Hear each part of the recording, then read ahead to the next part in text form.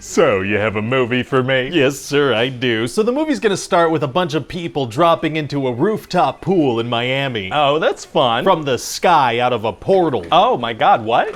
Stay tuned to later in the movie. Oh, you're doing that thing where you start the movie with a little clip from an action scene that's gonna happen later, just out of context? Yeah, you want to start with some action right away, you know, so people get hooked. That's a good point. So we're gonna meet this ex-military guy, Dan, right? And he loves science, and so does his little daughter, Muri. Okay. And so they're watching this soccer game, and on the field, these people come out of a portal, and they're like, there are aliens in the future, and they're killing everybody. Oh, this also happens right at the beginning of the movie. Yeah, we're like 6 minutes in at this point, right at the start here. Wow. Yeah, you want to start with some action right away, you know, so people get hooked. So then maybe we don't have to spoil that cool sky drop visual from later? Well, we're gonna. Okay. So we find out that in the future, aliens have killed like everybody. There's this war going on, and there are like 500,000 humans left. Oh, so these people come back to the past to stop the war from ever happening? No, they came back because they need to draft more people to go fight in the future. Wouldn't it be better to use the time to prepare for the war instead of jumping into a fight that already seems to be lost? Right.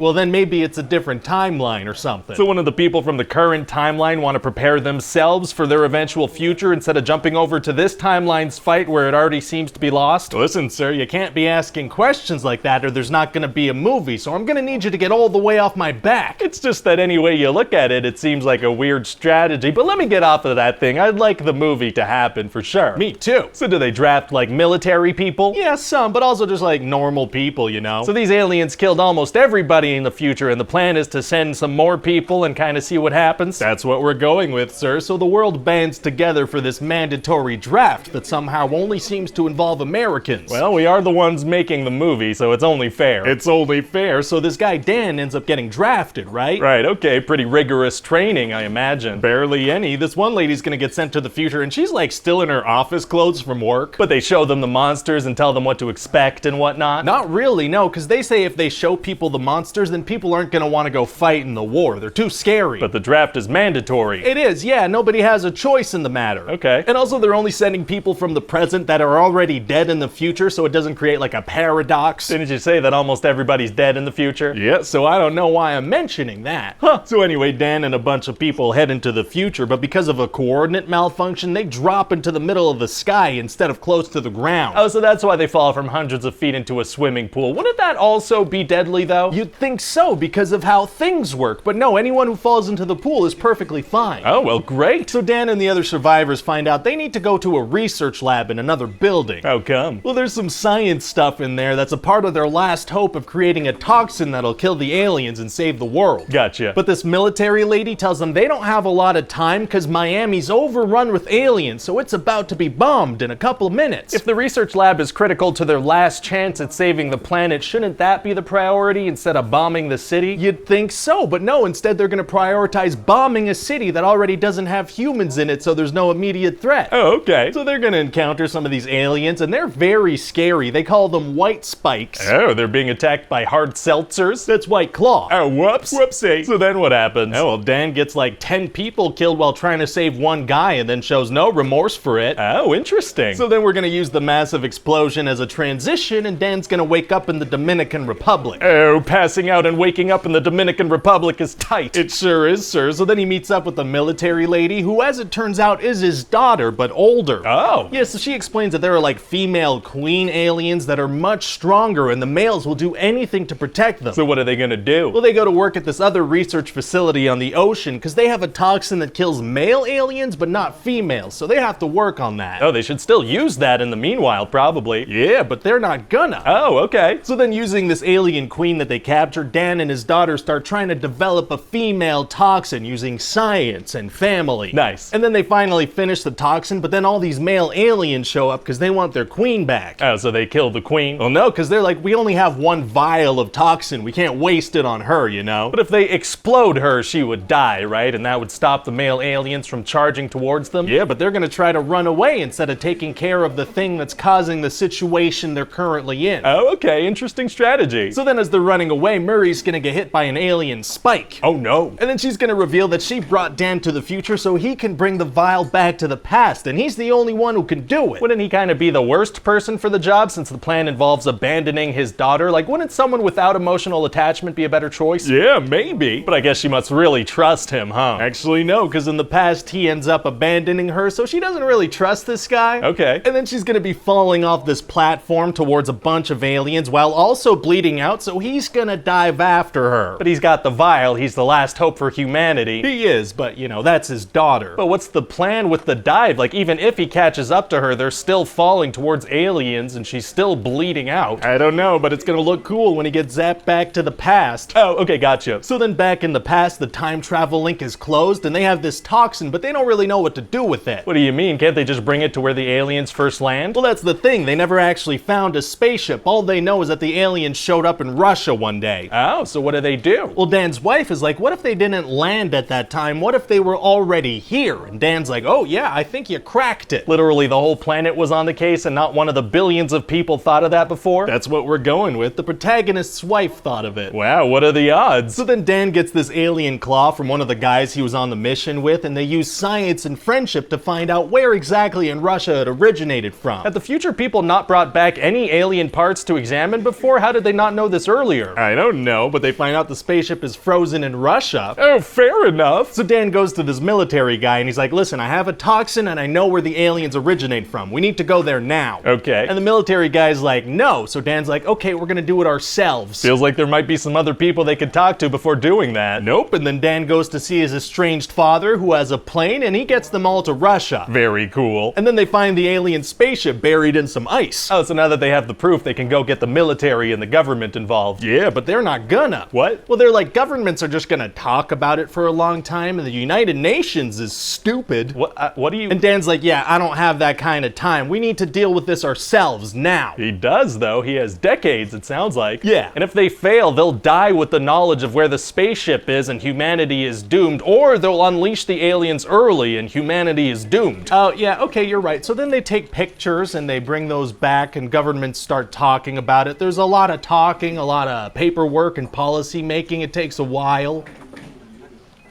Well, that sounds kind of boring. Yeah, so they go in with guns and explosives and stabby toxins. Oh, okay, yeah, that does sound a lot more fun. So I guess they jab the queen with the toxin first, huh? They don't, no. They jab some normal white spikes, and that wakes all the aliens up. Wow, gonna be tough for a small team to fight a ship full of aliens. Actually, it's gonna be super easy. Barely an inconvenience. Oh, really? Yeah, they just blow the ship up with C4, so that does the trick, you know, the aliens die. Wait, so what was the point of the toxin if they could just kill them with explosives? Unclear. They spent the whole movie working on that. They did, yeah. So then Dan and his father have to fight this one queen alien that escaped. How do they do that? Hand-to-hand combat. Pow, pow, punch, punch, slice with a claw. Sure, that may as well happen. So then Dan kicks the alien off a cliff and everything is great forever. So what do you think? Well, it sounds like a lot of fun. I can't wait to start advertising it. Give it a big push, get inside people's homes. Like on their TVs and phones and stuff? Yeah, of course. But also have somebody literally ring the doorbell and give them an ad for the movie in their hands. What are you talking about? Hey everybody, Ryan here, that's me, thanks for watching the video. And if you liked it, feel free to click the like button and the subscribe button and all, buttons of that nature. You can also leave a comment down below letting me know what other movies you want to see pitches for. There are also like hundreds of other episodes on the channel that you can check out if you want. As always, check back soon for a new one. Bye.